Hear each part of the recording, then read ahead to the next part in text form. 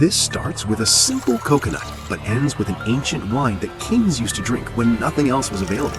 First, he cuts open fresh coconuts and collects all the coconut water in one pot. Then, using just his hands, he splits the coconuts into two halves and carefully cuts out the flesh, keeping the water and flesh in separate containers, like this is a science experiment.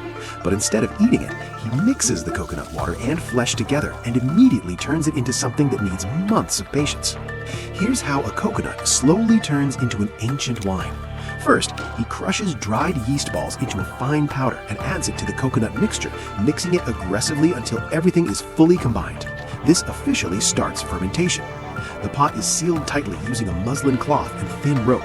No air allowed inside because oxygen ruins the process and patience makes it better. The sealed pot is left completely untouched for weeks, sometimes months, quietly fermenting while everyone forgets it exists.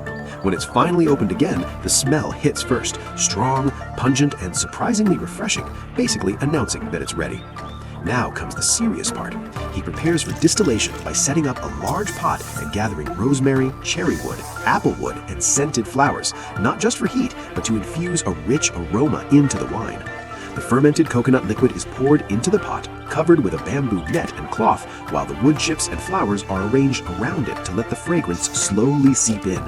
A unique steamer is placed on top and water is added above it, so the wine never touches direct heat.